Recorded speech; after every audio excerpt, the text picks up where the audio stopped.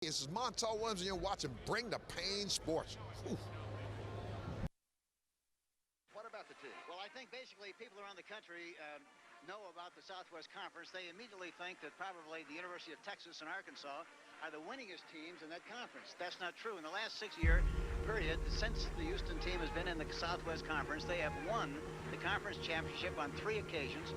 They have won more games than anybody else in the Southwest Conference over that 6-year span of time.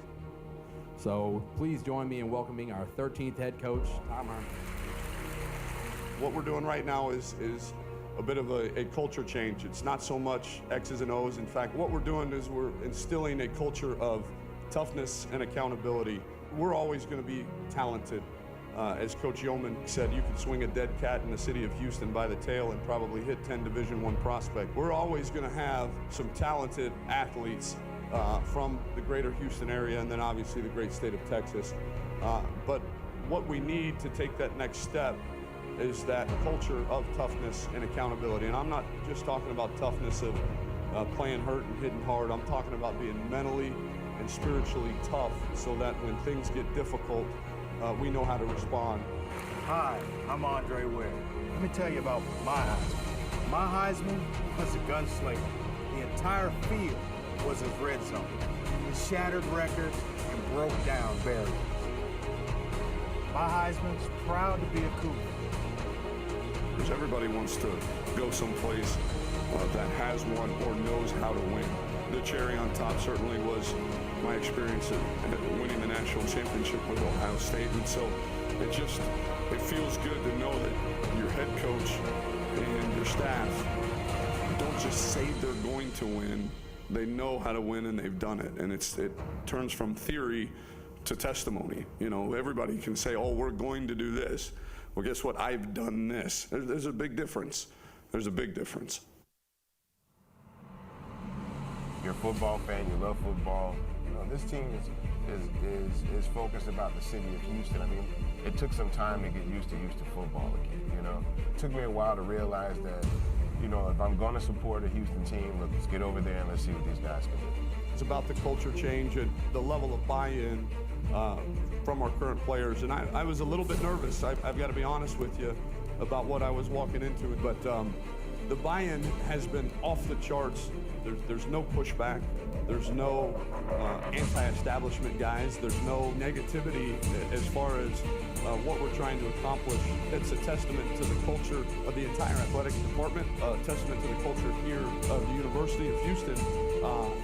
They yearn for discipline. They yearn to be pushed. They do their job of buying into what we're selling them, and right now we've got them. They're bought in, hook, line, and sinker, and they want to push. They want to be excellent. They want to be great. They want to be elite, and they want to be champions.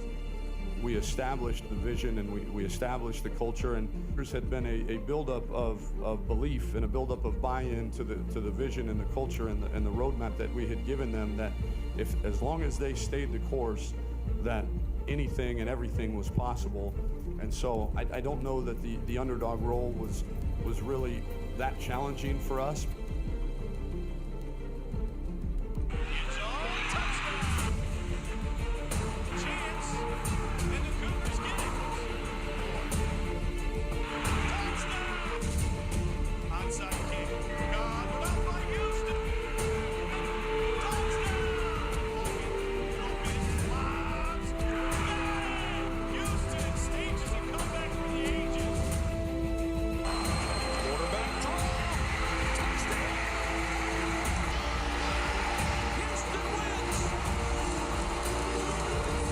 Excited to get in this stadium and get this stadium rocking and get the students back in that student section packed and get the stadium and the city of Houston excited about this season.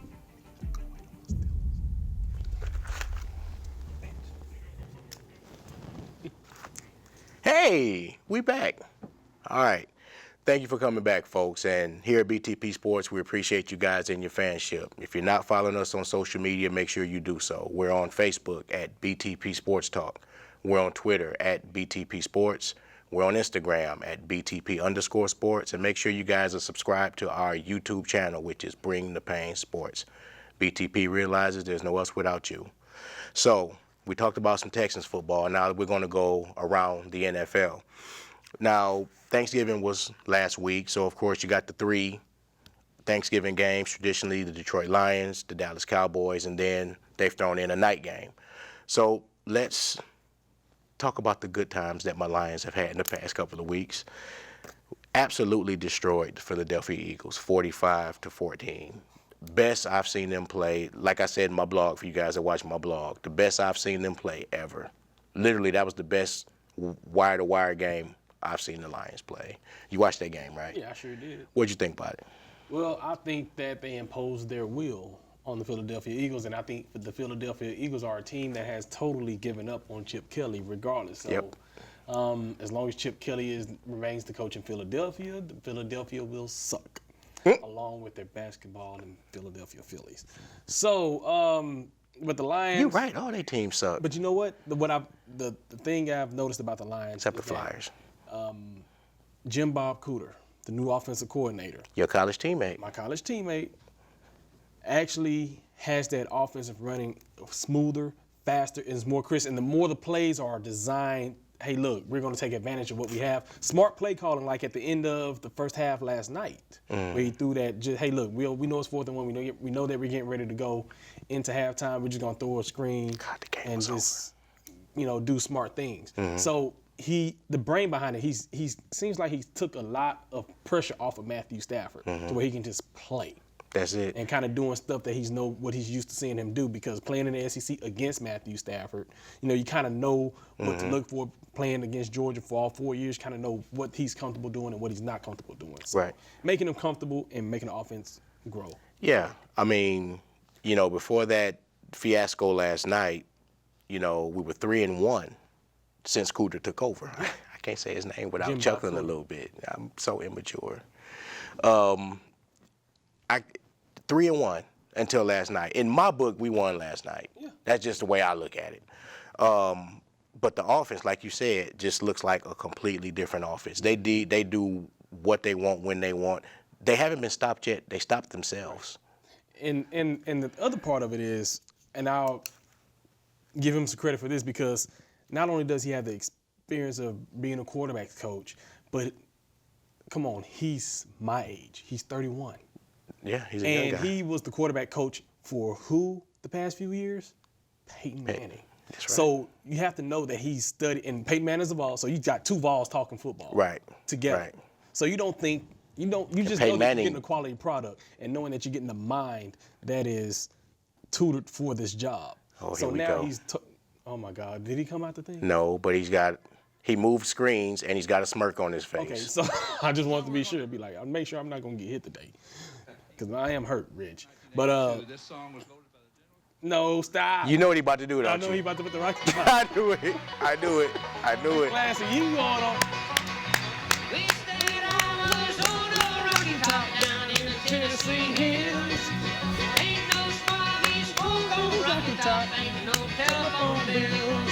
All right. Once I had a girl. That's- Tried to get out my system. I'm good now. You have to be in Knoxville and go to school to understand that. But hey, look. So he has the mindset to do it. So It's corny, bro. it is corny, but it jam when you're drunk. Not that you drank while you were in college. Yeah, I was sober, dude, straight. Anywho. I heard that laugh through the headphones. Them laughing in the control room. Yeah, in the control room. You gotta keep it going, man. But so now you're getting a quality product, not just Right. not just the guy who played quarterback, but who has the mental capacity and that knows the X's and O's, that has done it. And so I'm looking forward to seeing Stafford grow in that offense. Next year. Now, as a Lions fan, I'm so tired of saying next year, but now I really believe that we finally got an OC that knows what he's doing with what he has. If they keep what we got and put a few more pieces on the offensive line, we'll be straight. Now let's go on to the. Did you turn the air on in here? You just feel that? No, it's cold outside. The second game was the Cowboys and the Carolina Panthers. Now the final score was 33-14. And if you watch the game, you realize it wasn't really that bad. Right. Carolina got 21 points off turnovers, 2 straight-up pick sixes, and then 1 pick six in the red zone that wound up leading to another touchdown. But like we were talking about before we started rolling, that defense actually did a good job of containing Cam in that offense, right? They actually did a pretty good job, and keeping them in check is a hard thing to do.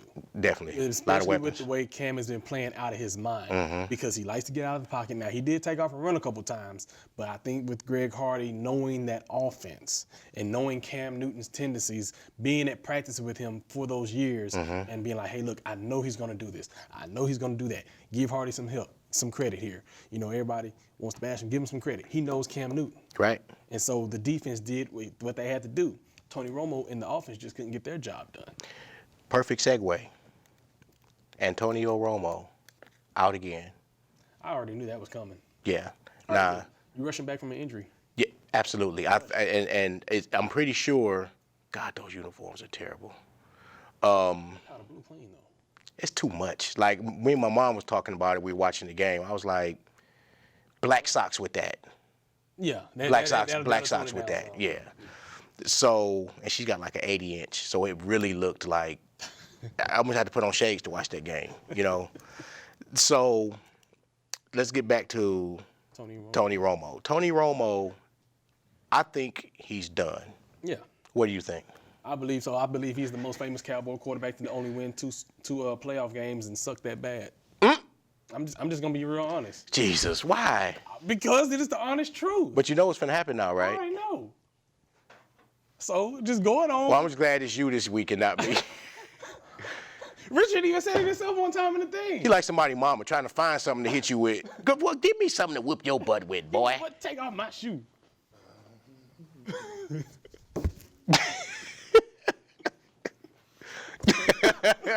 God, dog, man, you really did pierce my skin on Yeah, that. he did. See, look, Tony Romo couldn't be that accurate to get it hit off the ball and all that kind of stuff. But anyway, Wow. but yes, but honest truth, Tony Romo rushed back from the injury too fast. This is his third time breaking that clavicle. Same one. Is it not the same side and back surgery? He's done. Yeah. I mean, he can't even play golf just for leisure right now until he's actually done playing football because his back is so bad. That little skit they did last night was funny, though. Did you see that? No. They did a skit like a Step Brother skit, him and that one comedian. It was funny. Oh, man. Did you see it? Oh, man. I'm sure it's on YouTube. It was I funny. got you a Cowboys fan, too. Yeah, and that's the thing about it. You know I'm not a Cowboys fan, but by all accounts, Tony Romo's a good dude. Yeah. I've heard nothing but good things about him. Mm-hmm. He seems to be a likable guy. So you kind of feel for him that he just keeps getting injured. And this reminds me of a story about a few years ago when Tony Romo really re-signed for his big deal. Mm-hmm. And I asked Sean Salisbury, that was about the time that FBU camp was here and I was around him, chauffeuring him around. I was like, Sean, I say, so what do you think about Tony Romo getting this huge contract? He say, well, Jerry Jones had nobody else to sign. Who's he going to sign? So you had to keep what you had. You had to keep what you got, and no one's coming out. He said, shoot, you want Tony Romo to play great? Spot the other team 21 points. He plays great. You know what? You're right. He said, if you don't, he blows it every single time. He said, so before the game gets started, just spot the other team 21 points and watch Tony Romo play his behind off. He could be a Jack of Mahoney sometimes. Yeah. Right, Salisbury? All right, so that was that game. And the final game. Mahoney, dog. Oh, he made a song about it. Hey, Rich is off the chain. Man, Rich is too quick, man. Yeah, I know. Sometimes I think Rich be in my head. I say something and boom, it's right there.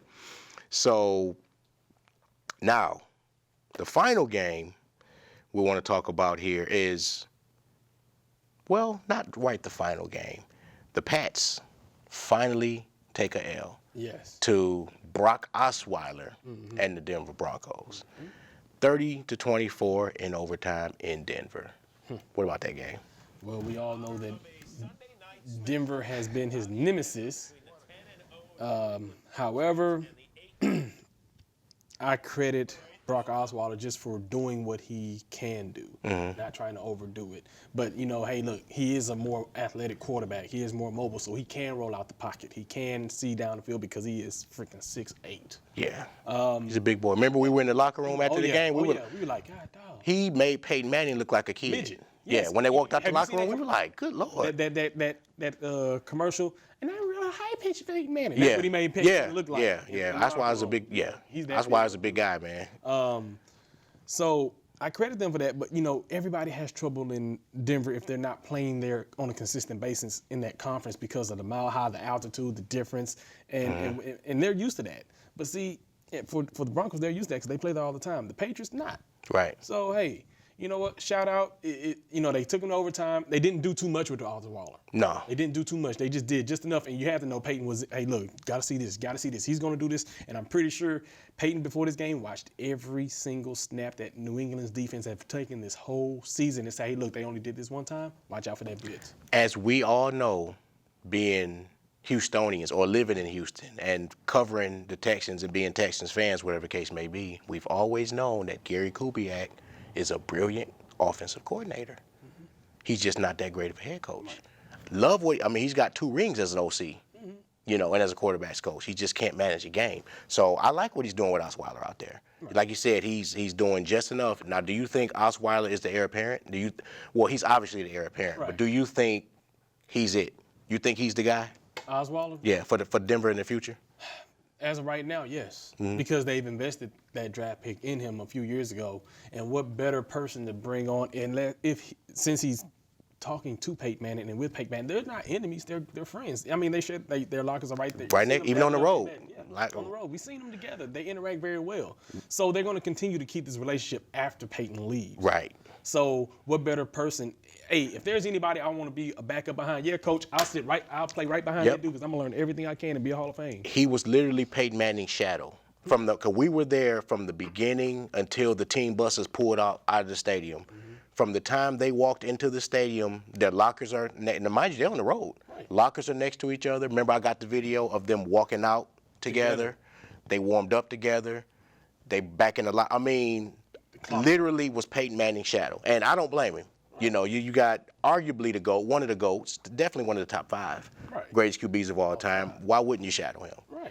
Okay, now I kind of equate him to Aaron Rodgers as far as you sit under a legend for all these years, and you should be able to hit the ground running. Right. So we'll get back on that when we come back from this break. So hang tight, y'all. We'll be right back.